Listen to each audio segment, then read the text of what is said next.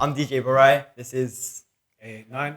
It's the Musical Movements podcast, and today we're talking about how the music scene has changed over the past few years. So, yeah, cool. So I think I've come back. I've come from a little. Are we saying I'm coming from old school and you're coming from new school? I think so. Yeah. Yeah. So we're doing a little we're doing a podcast. Let's do a vote. Who looks younger out of us two? I think I'm taking that one. I can't lie. The bid's not there yet. Oh, is it? Not yet, but Fair play. I'll let you win that. but yeah, coming up, like growing up, what was your kind of music you listened to, like artists, stuff like that? To be honest, growing up, I actually always had music on in the background, on my dad's house, of course. But then I sort of found my roots in music. Actually, started when I started going out when I was in end of high school, college, and hearing like all the DJs. I was like, oh wait, I like that. I grew up with old school garage. Yeah. So like we had a really good era of listening to old school garage. Then we went to listen to funky house. I'm a massive hip hop fan. So I grew up like with all 90s hip hop, R&B. So in my opinion, that's the best music. You're going to say something completely different. No, I agree. No, I feel like it's a very good scene, but I feel like it's changed dramatically to now. So what's the best music out there now? Right now, like you're looking at the top charts, like right now, I feel like people like Central C have taken the wave. Mm-hmm. You have people like Dave, you have Stormzy. I'm thinking like even the American artists, Canadian artists like Drake. You have like Ghana, like all of these big artists around the world. They've kind of just taken over the scene. But yeah, I feel like obviously back in the day you had people like.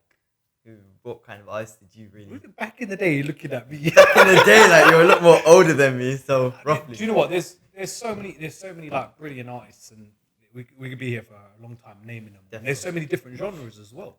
100%. So with the new style, what's the leading bangers out there? Is it drill music or what? So it's very like so a lot of producers are making now everything more into drill. Yeah. Which personally, in my opinion, I feel like not really my type of vibe. Especially coming as a DJ, you look in a club and you look as like people dancing. If you go to a show or something, people don't really tend to dance to drill. Okay, cool. They tend to more. Some people, if you're a fan of drill, you know your lyrics. You know, like okay, cool, it's a head bop song. You know those like head bop songs. Yeah. But it's more that hip hop R&B. People like, oh, you know the song word for word. You can put your hands up, you can vibe to it, you can dance to it. Like I feel like that's more where the scene needs to go to. But I feel like that's where it's going at the same time. You want to go back to the feel good era? Yeah, a lot more is hitting that whole trap, hip hop, R&B side, which is good. Which is a good side to be on. But a lot more artists are trying to make everything a little bit more too drill in that way. Got you. But yeah, it's just one way that the scene is going. So with like music, so we can agree that music's changed. Oh, 100%. Yeah. Let's flip it over completely. How do you think equipment has changed and to help you as a DJ? Okay, so obviously I've had my fair little bit on turntables and stuff like that, so I've seen it all there. And now you're having controllers that are like you're having CDJs, everything done electronically. Yeah. So obviously that's the way I've come in, seeing everything done like controllers, CDJs. That's normalized for me. But then seeing how other DJs DJ on turntables and like scratching and all stuff like that, it's very different. So I feel like massive change, but in a good way. I feel like it's really helped because hearing about stories from other DJs are having to carry their crates of like their records and then going to the shops and trying to go buy records and stuff like that. It's crazy because now you can click onto iTunes, go buy your tracks, all the stuff from there, load it into Serato, and that's it. You're done. Yeah. Like you can go to an event the next day, but you can legit take your laptop in there. That's everything. Like that's your whole life. This is going back probably about 10 years plus. When we all first sort of went over to Serato and you had your SL boxes, that's the box that you connect your PC to your mixer. It weren't stable. It used to throw out, and there's been times like where you're out of booking and it used to kick out. You're like, what do I do? You used to get on the mic, you'd have to sing and like, chit chat with the clients, and like there'll be one person resetting everything. But now I embrace the change of new equipment, I think it's the best thing in the world. Yeah, obviously though, it's like it's one of those things where what's the next step? That's Like it. we've developed so much. What do you think they could do else to make it even better? The new controllers obviously just come out, the Rev 7, I think it is. Yeah, And I'm still waiting to play on that. I've seen it and I want to play on it, but it's very much like they've mixed now the old school and the new school together. It looks crazy. For me, it's having the pitch at the top. I was like, Yeah. yes, this is like It's exactly just what I crazy. want. I was like, so if DJ Shrey is listening, yeah, you can bring that on Sunday. You know, want to have a little play with that, yeah. Yeah, it's just I feel like everything's changed. Like especially just seeing how loads of people were carrying around their crates and stuff. It's just crazy to now going on to like DJ City or like BPM Supreme or like iTunes. It's just Getting your so tunes. much easier. So much easier. But then, do you, I always have a mad issue of trying to keep up with storage. Fully.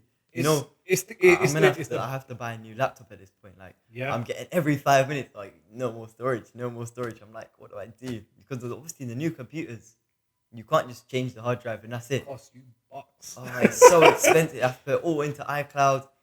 But that's a big pain.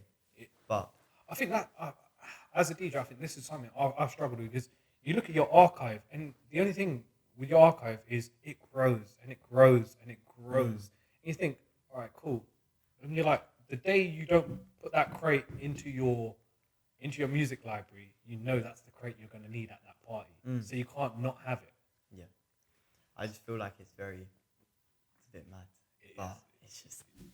That's proper DJ talk. That. The pains of what we have to do, like storage. But how do you feel when it comes to like keeping up with the music scene, like getting your songs and stuff like that? Do you know what? Like, it's about what I use as my tool is I use Spotify quite a lot. So Definitely. I sit on Spotify and then if I like a tune, put it in my folder, put it in my folder, put it in my folder. And I'm like, yeah, cool. This actually makes sense. Then I start going on Serato program, go to iTunes, buy what I need to buy, or go on. Do you tend to use DJ City? Or, Yeah.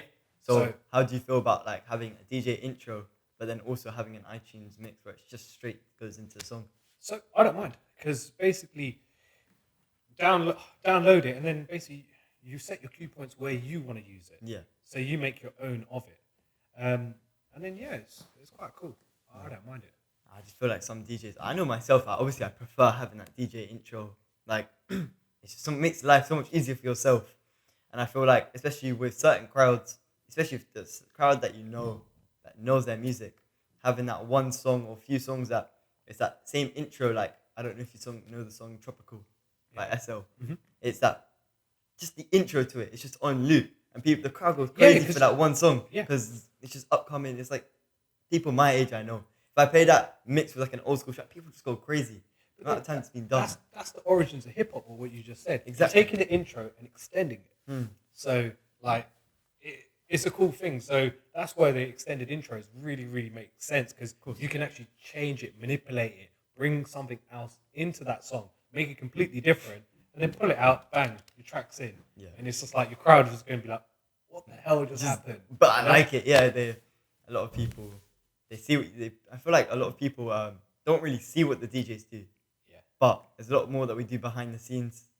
But they hear it and they're like, what the hell just happened? But they like it. So, They like it. Yeah. so it's a bit crazy. The best thing I always liked about with like new school and old school music is when you put it together. Oh. When you have a vast crowd in front of you, and you got youngers, you got olders, and then you got the aunties in the background, like on a reception bar. You're gonna have everything. If you can get them all to bounce at the same time, best thing. And the only way you can do that, in my opinion, is if you play all the tracks for all the people. How do you feel about that though, having like such a diverse crowd at once? I love it. But do you feel like it's a lot harder because I know some people, put it into perspective, you've seen such a young DJ like me, but coming into an event and then being like, oh, okay, cool, he's just going to play like newer music. Do you get me? I get judged a lot on that, people being like, oh, all he wants to do is play new school music. So when people see me playing old school, they're like, what? They get confused. Yeah. Yeah. So I feel like obviously it's a bit hard for me to keep up with a lot more old school because other DJs that are playing the old school have grown up with it. Whereas me, I have to learn the whole scene. Yeah, but then you look at some of the older DJs. It's a We're reverse. looking like, I need to learn this music. It's a reverse situation. However, I feel like having that old school back already makes it so much easier because right now people are still learning the new school scene, so you're learning with everyone You're else. learning at the same pace. It's up to you how much you want But to for focus. me, it's the other way, whereas I have to rush to learn because otherwise I have to learn the new school scene as well as the old school scene. So I never thought of it like that. so it's a bit harder, I feel. But when people see, it's just I get judged a lot on like how people like view me as a DJ. So it's a bit crazy. What do you like the best of when you're performing? If you got like a young crowd in front of you and let's say they want like chart music, for example, and you know that it's gonna work, but if I pull something out of the back, like I'm gonna pull a Skepta track, you know that's something they haven't requested for, but you know it's gonna work, and you pull it off and it works. How does that make you feel? Oh, obviously amazing because that shows you as the DJ being able to say, okay, that's using your own like you're reading like your crowd reading skills. You get me? Okay. Like just being like, oh, okay, cool. I've done an event before and similar crowd. They like the similar music, but someone at the old event requested this and it worked. Yeah. Why not tease it? Like even let's say that one song from Skepta, That's Not Me, or even the intro. You tease the intro, and people were like, yo, I know the next track. Yeah, I know the next track. It builds up hype. Really, That's the thing. Like I don't know if you know the song J Huss. Did you see? Yeah. So that dun dun dun dun dun, like I always tease that if it's a younger crowd, but I don't know if they're really messing with it. But the minute they hear that, they're like, "Oh my god, the next song!" Like I feel like as a DJ, you have to test the crowd a lot, and especially when it's coming to the background music at the beginning. Like a lot of DJs for weddings and stuff like that. Of course, you play like the more like the instrumentalists and all of that. But I feel like if it's just for a regular party, I really like to tease the crowd a lot because I like to show that, cool, tonight I'm playing what they want, but at the same time, I'm going to show you what else I can do. Perfect. So I think that's the best thing because like whenever, say for example, when I'm doing a reception party, I really, really say no to instrumentals and like boring background music. I hate it. I can't do it. So I always chit chat with the clients and they said, yeah, you're right. We want you to actually perform. So I always look at the crowd and say, right, what do you guys want? Look at them. And I will say, most of the time, if you can read a crowd and say, all right, they're going to want a little bit of this, a little bit of that, try it at the back when you're doing background music. Try put a couple of tracks in because you're going to get one table that's going to go, yo, I know this. That's my jam. That's my tune. Yeah. No, but I tend to do that a lot, especially when it comes to like some like bigger events that people sitting down, eating, and then there's like food coming out. Yeah. I tend to go, okay, cool. Let me play a bait song, but a stripped version. So it's not like just a straight banger. Yeah. But people know the words and they'll turn around and look at you, be like, cool, you know that's a banger. So you can play that later, but the actual version, people will go crazy for it. So it's very, very much about testing the crowds and see if they're happy with it. And then like we was chatting before. Remember we was talking about how some of the artists now are playing tracks that are only a couple of years old and they're reloading it already. Yeah. What's your view on it? My personal opinion, like I know quite a few artists, same age as me, like 17, 18, like doing their thing. They're making tracks from not making tracks. They're, how do I put it? Remixing, like they're sampling a track from 2015, 2016, 2017, like all those straight bangers, those throwbacks that you don't really think of anymore. Yeah, but at the same time, they're there. And when you do hear them, you're like, oh my God, what a throwback. And they're resampling them and they're making them into more drill, more R&B, hip hop. And yeah, cool. The song bags. The song is amazing. Like it's catchy. You're going to make money off it. But I feel like there's some songs that you just don't need to touch and it just ruins it. And I feel like some artists now taking a lot more out of it and just taking a bit of a joke out of it. So well, it's like how many times have we heard reload tracks of Mark Morrison Return of the Mac? Yeah, exactly. That beat has been written so many times now. You think, all right, cool. Do you reckon it pulls away from the classic tune? Of course, it takes away that special like part of the actual song because someone's gonna hear the remix version and be like, oh yeah, cool, and then they're gonna hear the same song and be like, I swear this song sounds so familiar. Why am I just hearing it again? So it takes away when you hear a song that you haven't heard in such a long time. People are like, "Oh wow, what a throwback this is!" But now it's just like, oh, why does this sound so familiar? Like, what's nothing special? I had one. I was DJing at one of the bars I look at, and I was playing an old school track. I wouldn't have a clue what it was, and customer goes up to me. He's like, "Yeah, you know about the old school." I was like, "Oh, cool." He goes, "But play the original," and I was like, "This is the original." He was talking about 50 Cent done a cover of it, and I was like, "What? I didn't even know about this song." Like, I had it on my laptop, and I was like, "Huh?" I was so confused, and I was like, "Yeah, but this is the original." He's like, "Yeah, but play that. That's the real." And I was like, "This song was like made in like '91." Yeah. And you're like saying that. I was like, But I was just like, "Okay, cool." But that's it's so just funny. like, if you didn't know, I didn't know that 50 Cent done that cover. Yeah. And it was just like he was adamant that was the original. I was like, "Oh, okay, cool." No, I feel a lot more people using the garage scene as well. Like you see AJ Tracy, Yeah. one of the people that use garage a lot. I know. Do you know who Digga D is? So them two I know directly have taken the garage scene, resampled it. Yeah. Like AJ Tracy used Flowers. I'm pretty sure. I think it was. Not too. I can't really remember. But he used the Flower song, and just smashed it. Like he's taken it into a way. He's bought the new school and the old school, put it together, and he's just taken both crowds. I feel like Done that's, wonders with it. Mm. Yeah, because garage was always it was a feel good era. of course. So it's just like it was just happy. Put two fingers in the air, and that's it. You're jamming. Vibe. You know that Vibe. was what garage was. So I think to be honest, when new artists do that, I think it's good because it shows the younger generation coming through. They're gonna enjoy it, and they'll be like, yeah. And then when they hear the original track, they're like, oh wow, that's cool as well. So I feel like a lot more of the new school artists are taking the old school samples to show like kind of the new school people like, okay, cool, we can bring it back and change the scene through that. But yeah, I feel like some artists not really for them in my opinion. Yeah. What's your favorite genre? Wait, call me so God. Yeah, no, probably like my favorite genre right now, probably like that more.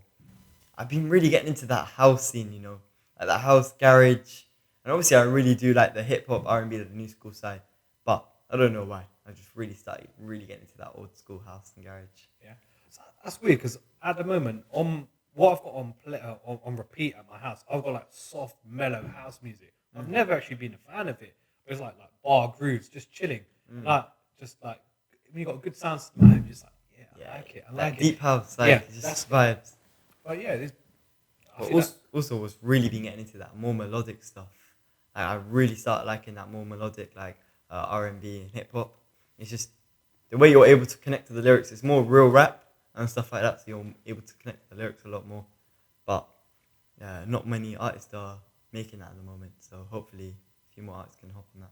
I'll tell you what I like. I can't remember the artist's name, and he does a lot of covers, like R&B tracks. I think it's brilliant. He plays like his own melodies and stuff like that on like an old track, and it's wicked. That's good. How do you feel about like people making covers of tracks? Like, I think it's the best thing in the world. Yeah. Yeah. Because I feel like that's get a lot of like mixed opinions on that because people are like, oh, you're ruining the actual song and stuff like that. But so, say for example, as a DJ, we always get requests like, for example, a lot of people request they love garage, and they're like, but I don't think our crowd is going to like it. And then there's like garage background tunes you can play. Same with covers. Like you can have like a whole bunch of bangers, yeah, and you'll find artists that have got covers for them, and you can play them in your background set. So you're getting all the tunes that like you can't play in your main set on, and they're like people are going to look and go, I know this tune, but it doesn't sound like that tune, and they all just they do that funny look at you like, yeah, I know you know your tunes. So it's like that. I think it's a good thing. I mean, I feel covers of certain songs like those old school house and garage, I feel like it really does work when you're not too sure what the crowd wants, especially when you're trying to test them at like weddings and stuff like that, because you're like, what am I meant to be playing here tonight? Especially when the bride and groom are like, oh, I don't really know what my crowd will like, but it's very much nice to have those stripped covers and see what they want. Yeah, because then you can sort of understand where they want to go for when you actually do your main set. You know which avenue to take because there's so many different ways you can go with it. So, about then? Do you play any Asian music as well? Oh yeah, I do. So I do a lot of Bollywood. started getting a lot more into Bangor. Yeah. Tend not to do as much as I want to, but mainly a lot of my crowd is more Bollywood, stuff like that. Yeah. But yeah, I love my Asian music. Like, but tell me like 2-3 years ago, oh, you'll be playing Asian music as a DJ. I'd be telling you, no, I will not. No, Yeah. I will not. Like, I would never be doing that. But now I'm like on my playlist every day. You know, I'm listening to it just for fun. I'm like, And then you cool. adding all I'm your like, breaks where you want. yeah, exactly. I'm like, wait, you know what? Let me go to the AP Dylan concert next week. Like, I'm doing my thing. Like, I'm just loving all the music. Yeah. But yeah, it's just Asian music is at first for me it was like a hell no, like you're not seeing me do that, and I got like, oh, I wouldn't be here without Asian music. You get me? But do you see like when you're at like a reception party and how if you're starting off, the bride and groom had their first dance and you're going to start the party, do you see how like Bollywood just completely bangs and Of course. it just brings everyone together and it gets even if they said we hate Bollywood or we hate Bhangra or whichever. How do you feel about a bride and groom saying that like you're not allowed to play a certain genre that you're very like? Always say to them, look, I tell you what, you're entrusting me on your big day. So if you don't like it, as in you don't like a certain song, I won't play that song. Yeah, but I said, give me free reins to do what I think's right on the day. You might say all I want is Bhangra, and I'll say, all right, cool, that's all you want. You look at the crowd and no one wants it. So you're going to be like, okay, it's not going to work. So I always chit chat with the clients and say, look, let me understand what you guys want. Let me do what I do best at the event. So the recipe for success, in my opinion, is with predominantly a lot of the parties we do are Gujarati. I was like, you're going to always start with Bollywood. Yeah. But where I sort of tend to try and be a bit different is my roots. I enjoy R&B and hip hop. So whilst I'm playing my Bollywood set, there's a lot of R&B and hip hop. Like you'll hear Biggie in my Bollywood set. It's like it's something that I've done from day one. Yeah. The guy that taught me was saying, look, you be different. Don't be scared to be different. I feel like that's a very big thing, like especially when you're not too sure on a crowd. Like obviously, me being a young DJ, I'm still building my collection.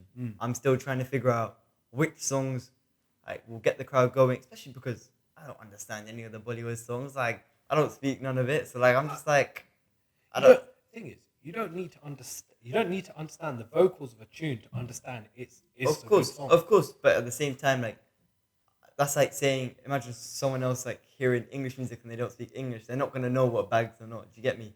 It's very much like very different. So it's like I have to very much experiment and see people's opinions. Yeah. So for me, I will play an Indian song, but then I'll also throw a bit of hip hop or R&B in there, and I'll be like, okay, cool, that works. You can make it work. Yeah. I can make it work, but the next song I bring in, like I'll tease it and be like, okay, cool, that's not really getting the reaction I want. Like let's tease it a little bit more. And if it does, it does. If it doesn't, then next song comes in. Like it's very 50-50, but obviously I'm building my collection at the moment, so Great. it's good for me. So do you find like when you're at booking and you're playing a tune, you're a bit unsure. We all go through that. We're unsure. Of course. You know what I mean? There's no textbook to what we do. You're playing a tune, you're not too sure. Do you have a tendency of say, all right, I need to get that tune off quick and get the new song in, or do you make sure I need to get it mixed? What's more important for you? Ooh, that's a good question. It's a hard one, isn't it? It's very much, see, if I'm playing a song that I'm not too sure about, and I'm just like, cool, I know the song works, but at the same time, is it gonna work for the crowd? There you go. Is it gonna be good enough for the crowd?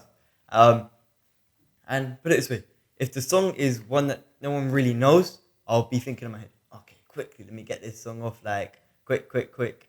But I'll know, like, fully let the song play out, because it's one of those where we're DJs, we have to show the people new music, we have to show the people, like, what we do. And everyone at a wedding is going to be drinking. They're not really too fussed, more on what exactly they're listening to. It's more, is the beat good? Can they vibe to it? So I always find it's a bit different because I always look at the crowd. And if you do something like that, you're gonna get people that sit on the fence, people that know the songs, people that don't know the songs, and sometimes you get people that say, no, I only want my genre of music. So you might have someone, you're playing a tune, and you've got the whole dance floor that are raving, going mad. You look at this one song, one guy saying, no, I want this song now. Always say, take it with a pinch of salt and say, like, get a tune and say, look, I'll get a song on, but I need to make it work. Yeah. And I think that's the key. You always like say to people is, let's make it work. How do you feel about requests though? Like certain people giving you requests that's not really fitting the genre at the moment. Like so that always you look at your party and say, yeah, cool. Always take the request, yeah. Note it down, and look if that person's requested that song, it's for a reason. If it's like completely stupid, you're gonna say, all right, do you know what? Always show the customer respect and say, yeah, cool. I'll try my best, and do try your best, yeah. But you got to look at it and say, well, there's 300 people here, and one person wants this one song. Yeah. Sometimes you're gonna have to upset that one person. Of course. But then you got to look at it. If they say, look, I want this tune, and if you can say, all right, do you know what? I can get that type of music in. Yeah, let me get it in. Even if you tease it in, yeah, don't just tease that first little break. Let it play just that little bit, because you've got a sharp ear. They might not have as sharp as ear as you. And if they hear it, and then you'll see the reaction, you'll be like, whoa, I've just learned something new. I can play a few that particular artist track, and you'll see that little table go absolutely mental. It might be in background, and you'd be like, oh wow. And that brings you to when you actually do the actual party side of the reception. They're already your best mates. They love you to bits, and they're just going up to you like, you play one song, and I'm like, yeah, cool, no problem. They're always happy with you. I've seen that before though. A lot of people like be hella drunk and come up to you like, oh, can I request this one song? And you're like, come on now, you're stretching it out here. But then you play it and it gets the best reaction. Yes. And you're like, okay, maybe this guy is not too drunk after all. Yeah. But no, like I feel like some people, they have a lot more connection with the bride and groom. So it's just very much like, cool, they know some songs that you wouldn't expect them to know. But yeah. Normally, I always find like the bride and groom are always kind of chilling because they're so busy on the day. All they want to do is have a good party. They need to do their meet and greets or whichever they need to do and all their formalities, but they just want to have a good party. So, as long as you keep all their clients and customers happy, their guests, keep their guests happy. The minute you get to say, all right, look, if it takes a couple of minutes out to play a couple of tunes here and there, in the time scale you got to play music, a couple of minutes ain't gonna hurt anyone. But then always says, if you lost them a couple of minutes playing songs that didn't really do anything, make them up when you're on the dance floor. Push harder. Like I always suggest when we get to an event, work hard. Don't put I will never put background music on and walk away from my decks. I'm there and I'm gonna push. From the second I get to the venue to when we finish. That's what we do at music. Yeah? Push hard, and tell you what, we make sure everyone has a good time. I think that's the key of what we do, and like it doesn't matter if we're generations apart in music, but we got the same common ground that we're gonna smack the party either way, whether it be old music, new music, or mix them up together. That's what we're gonna do. So I think I'm gonna contradict everything we just said. Like. Music either way, it all works. So. Of course. But as a DJ and like seeing the scene change from like when you were starting, how do you feel like setting up and everything at a wedding and stuff has all changed? To be honest, the setup process from when I first started to now, I don't think it's changed a lot. Do you think it's easier a little bit, or like it's just completely the same? Because obviously you're setting up now controllers compared to how you were setting up records and stuff like that. Well. I still pull out my turntables. Yeah. I might be a DVS user, but I still pull my turntables out. It's still a similar amount of work. You're just not bringing crates. Exclude that. The setup wise, we're still pulling in the same stuff. The only thing that changes now is, like, let's say 10 years ago, you used to have we used to use a lot of projectors. Thank God projectors have sort of disappeared now. But we used to use projectors. You got the LED lights. Now everyone uses LED walls, but then LED walls come up with their own. There's issues with that, like with all the glare on your screen, and you're like, but then Serato's looked at it and said, all right, do you know what? They've done a light mode on the screen now, so the LED wall doesn't give you an issue no more.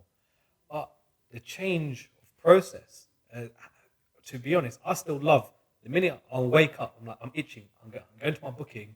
I always associate booking is going to a wedding. I'm going to a party. People are going to have a good time. I'm going to have a good time. So if that means I'm waking up early to go and get my equipment, get my rig, get my cables, it's something that I enjoy. Of course, it doesn't matter. I'm DJing or I'm not DJing. I'm getting my equipment out. I get to set it all up, and I'm actually quite happy with my element. Do you prefer setting up? Like, do you, I need to be doing the main set. Yeah, I need to be doing the main you're set. making it sound like you prefer setting No, up. the thing is, you got to enjoy what you're doing. I enjoy all aspects of it. I feel like if you don't have the passion for it, then you can't show everyone the good night that they want. Do you get me? I think the once like you sort of meet your clients a few times, like sometimes you meet your clients like once, twice, maybe 3 times before their event. You've built up a really good relationship. So the setup process actually becomes, you're like, yeah, I'm setting this up for them. Yeah, it feels more personal. Yeah, you're like, no, everything has to be 100%. I can't see any cables. You want to do the best job you can because you've already got a good relationship with your client. That's the bare bone like start of where we started doing our bits. We have to set up before we could play. Now, fast forward, we still got to set up before we play. See, I enjoy setting up. I enjoy packing down. Just I enjoy everything in between. Okay, cool guys. We're gonna wrap up there for today. Hope you guys all enjoyed. I'm DJ Barai and this is A89 boys. Make sure you guys go check out our podcast on Spotify, Apple Podcasts, Amazon, and anywhere else. And we have a new one coming out every Sunday. So make sure you guys go check that out. Thank you. Peace.